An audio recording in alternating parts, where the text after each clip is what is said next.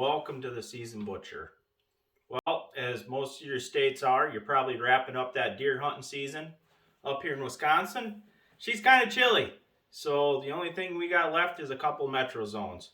So now, instead of winding down, we're actually preparing for the 2022 season. Now, we're looking forward to start chasing a few Thunder chickens this year.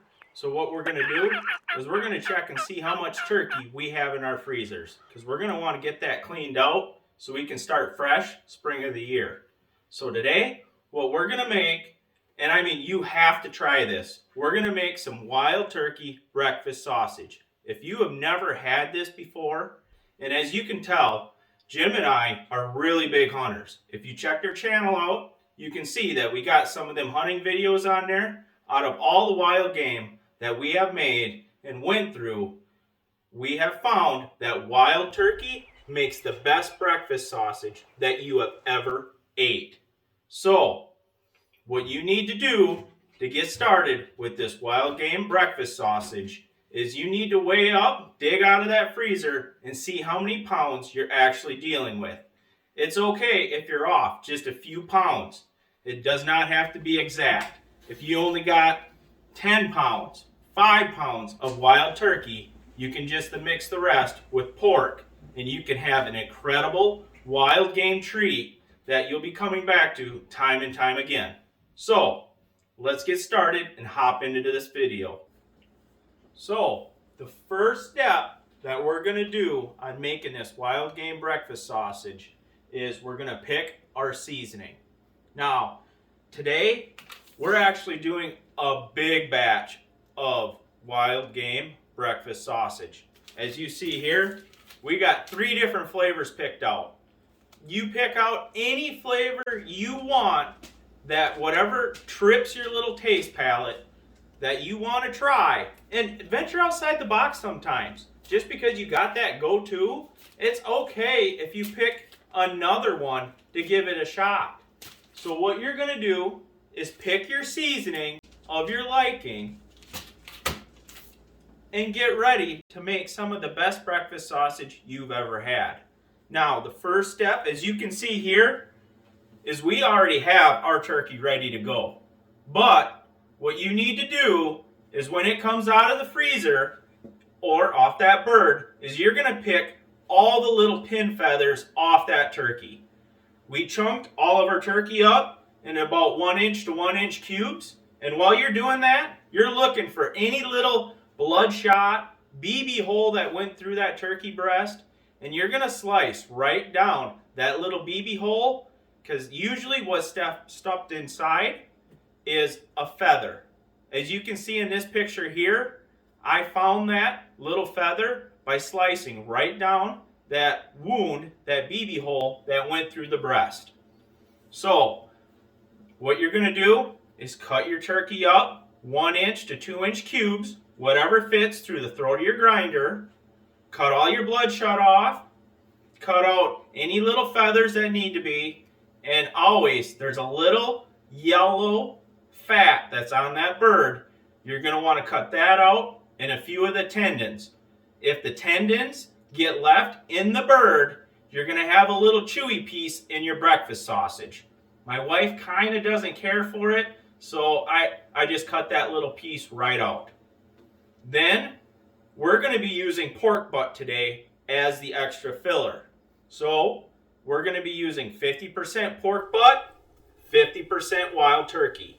Now our pork butt, we're going to debone the pork butt, cut them in to 2 inch to 2 inch cubes. And while you're doing that, you're going to look inside that pork butt and you're going to see a fatty gland. What you're going to want to do is cut that fatty gland out. You are not going to want to run that gland into your breakfast sausage. Now, after you have it all broken down, now it's time to head to step 2, our first grind. Now, with our first grind, we're going to be using a number 32 big bite grinder. As you can see, as we're running it through this grinder really eats. The reason why that is it has a big throat to help the meat get down to the auger, and also The auger is redesigned, so it's made custom formed to really grab your meat and push it out towards your grinder blades. Now today we're running a 12.5 millimeter grinder plate because we want big meaty chunks. As you can see here, and look at this meat as it comes out of the grinder, we have big meaty chunks. So we're not breaking down the fibers in the meat.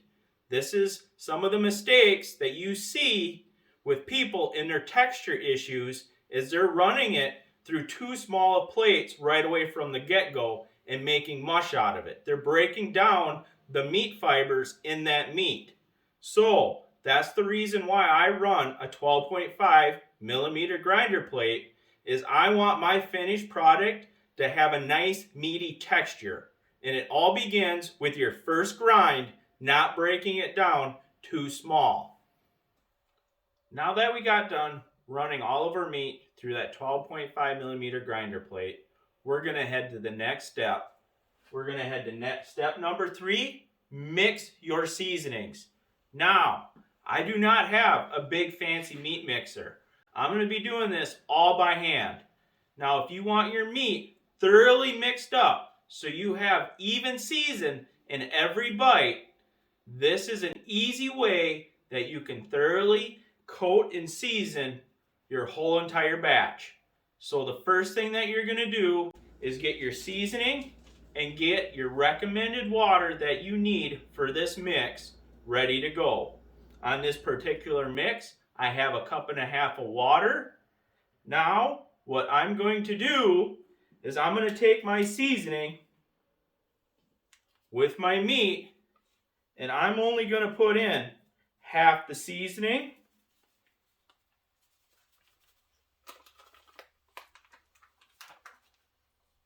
Now, I'm going to add half the water.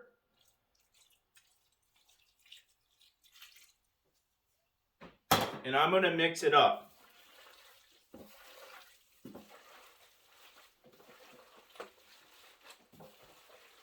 A good way to mix it up is grab it from the outsides and roll it and press it to the middle.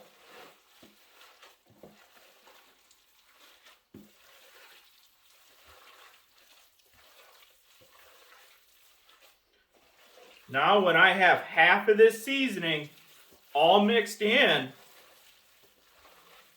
I'm going to add the other half of the seasoning and the water.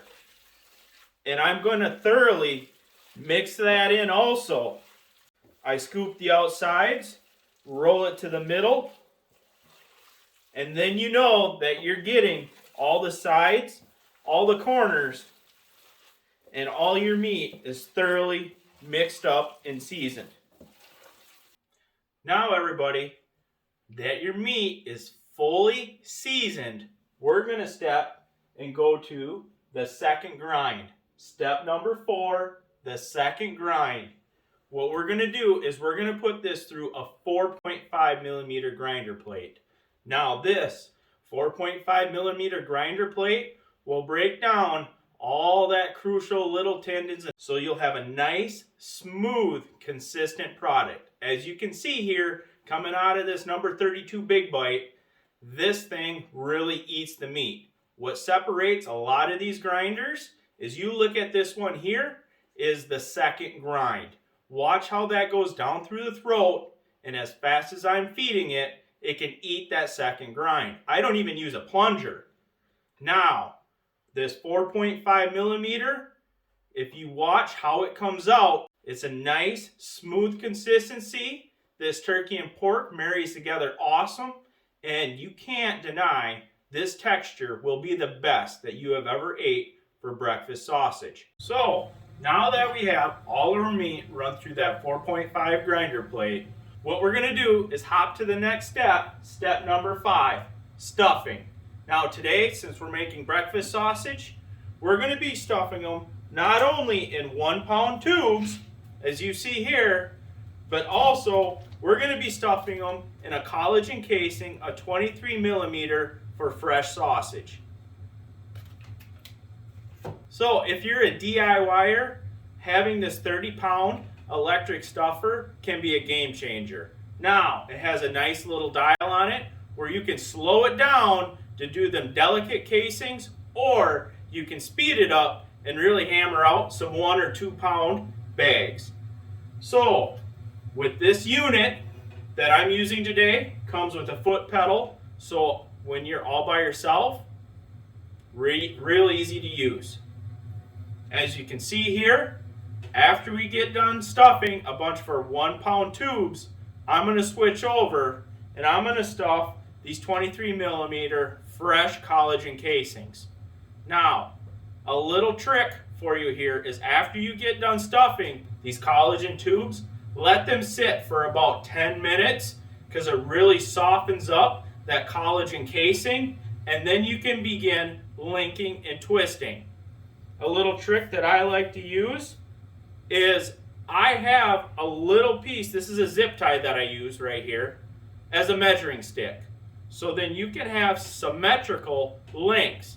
It doesn't look like you got one that's 8 inches and then one that is 4 inches. You can create professional looking locker plant links, whatever size you want. So when you start linking and twisting, you can make them all symmetrical. Now the trick to linking these is the first one, you're going to pinch and twist one way, then you're going to skip one, pinch and twist the third one the opposite way. So then the middle link has a twist going in opposite directions on each end. After you get that all packaged the way that you want, to your liking, this is why it's home butchering, now you're all done. So now that we got all done making our breakfast sausage, you can find every product in this video on our website. Go to www.theseasonbutcher.com or click that little link that's been popping up in this video. But most importantly, don't forget to hit that like, hit that subscribe, and come back and watch more wild game making videos from the Seasoned Butcher.